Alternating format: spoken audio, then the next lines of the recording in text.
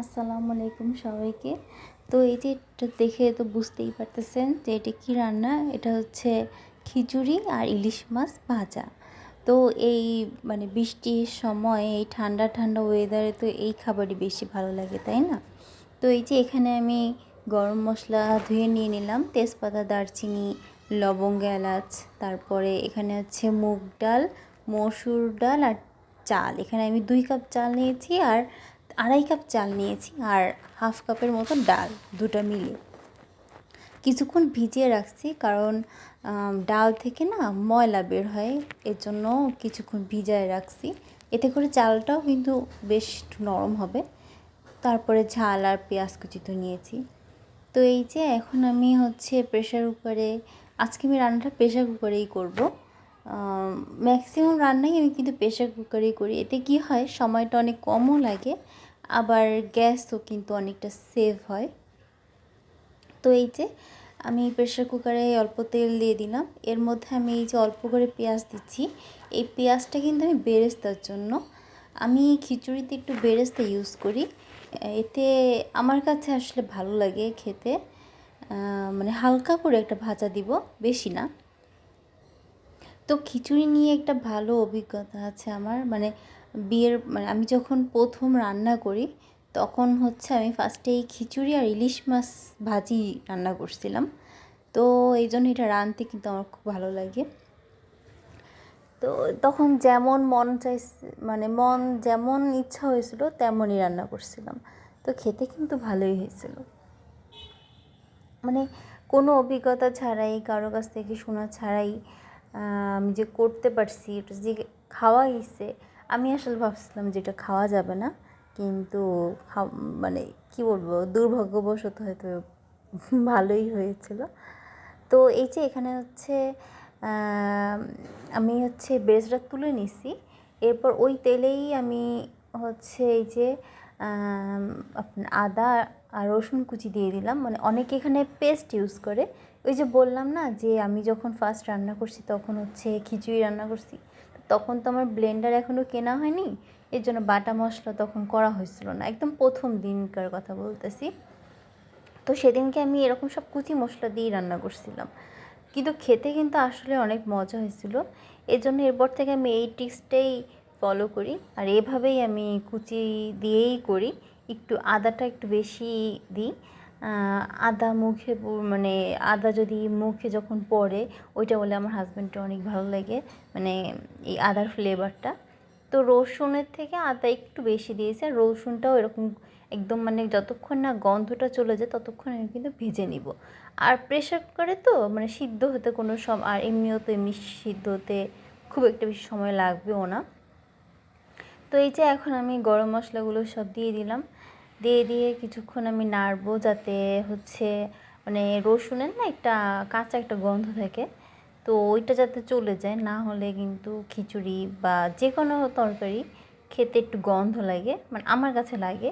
আদার ফ্লেভারটা তাও ভালো, কিন্তু রসুনের গন্ধটা আসলে খুব একটা পছন্দ হয় না। কিন্তু আসলে তো রসুন ভালো অনেক শরীরের জন্য খাওয়া। তো এখানে কিন্তু আমি তেল কিন্তু খুব কম ইউজ করব, কতটুকু বোঝা যাচ্ছে আমি জানি না, কিন্তু এখানে কিন্তু খুবই কম পরিমাণে তেল। তো এই যে আমি পেঁয়াজ দিয়ে দিলাম। তো পেঁয়াজও কিন্তু আমি অনেক কমই দিব, বেশি দিব না। ওই যতটুকু বেরেস্তা করছি ওইটা উপর দিয়ে দেবো একবার রান্নার শেষে। আর এই যে এইটুকি পেঁয়াজ, তো পেঁয়াজ আমি বেশি ইউজ করব না, আর পেঁয়াজ বেশি ইউজ করিও না আমি রান্নায়।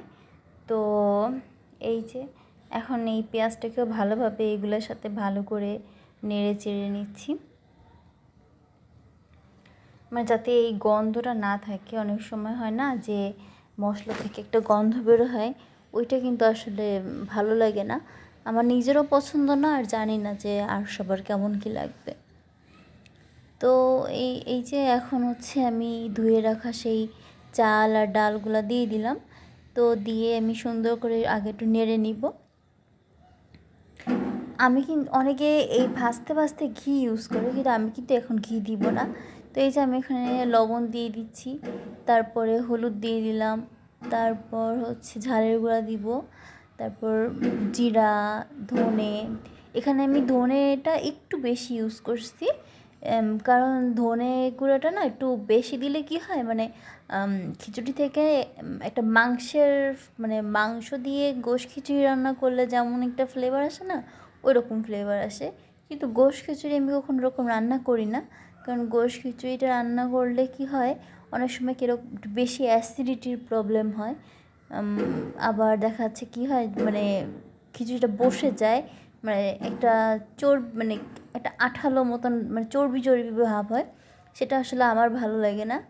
আমার এরকম সিম্পল খিচুড়ি হ্যাঁ, আর তার সাথে যদি মাংসের ঝোল থাকে সেটা তো আলাদা কথা। তো এই যে আমি এখন এগুলো দিয়ে ভালো করে নেড়ে চেড়ে নিচ্ছি। ওই যে বললাম একটু ধনে গুঁড়ো একটু বেশি দিয়েছি। আর লবণটা কিন্তু মানে যখন পানি দেওয়া হবে এর মধ্যে, তখন ওই পানিটা যখন টেস্ট করবেন তখন বুঝতে পারবেন। অনেকে বুঝে না আমার মতন, মানে আমিও কিন্তু লবণ ভালো বুঝি না, মানে বুঝতে পারি না যে কী অবস্থা কী, মানে আন্দাজে দিতে পারি না। তো আমি কিন্তু ওই পানিটা ইউজ করি। পানিটা মানে এই চালের মধ্যেই যাবে, তো পানিটা যদি লবণ হয় তাহলে বুঝতে হবে যে না ভাতটাও হয়তো বা লবণ হবে, মানে এটা আমার ট্রিক্স আর কি।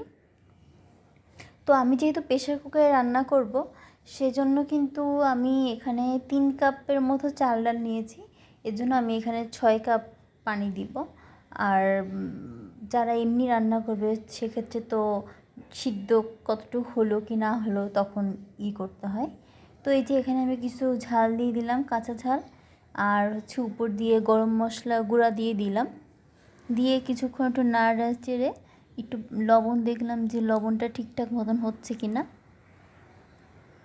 মানে হয়েছে কি না লবণটা, এই দেখে ভালো করে নেড়ে চেড়ে এখন আমি প্রেশার কুকার আটকে দেব।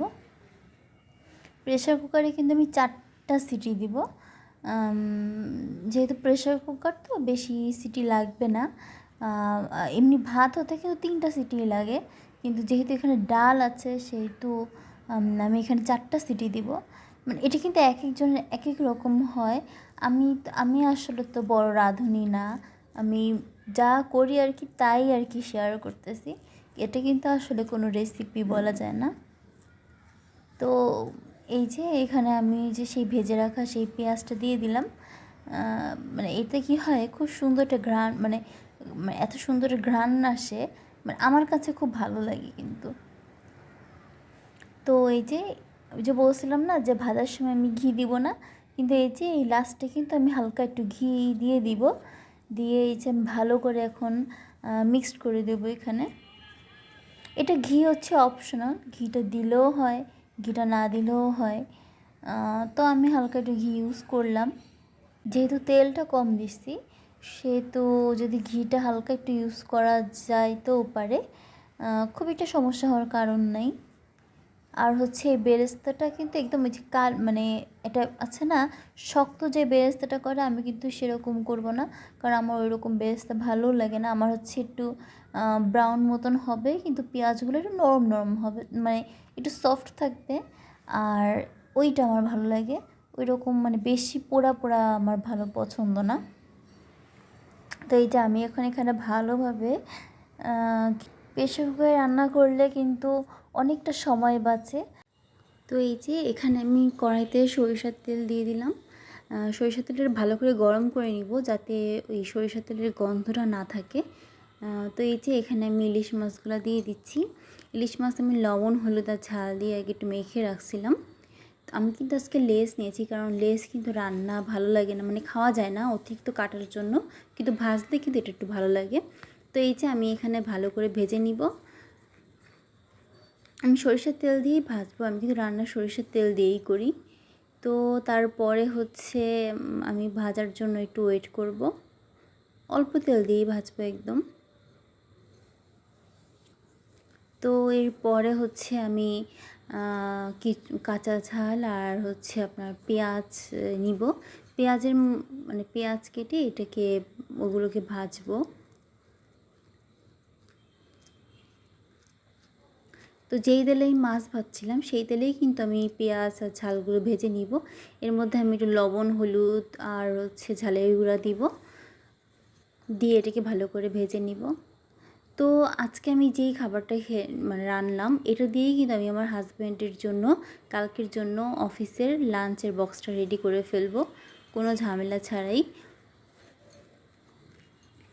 এতে করে কি হয়, অনেকে হয়তো সকালবেলা উঠে রান্না করে, কিন্তু আমি আসলে পারি না করতে। এজন্য আমি আগের দিনেরটাই একদম তুলে রাখি, মানে এটাই দিয়ে দিই হাজব্যান্ডকে সুন্দর করে।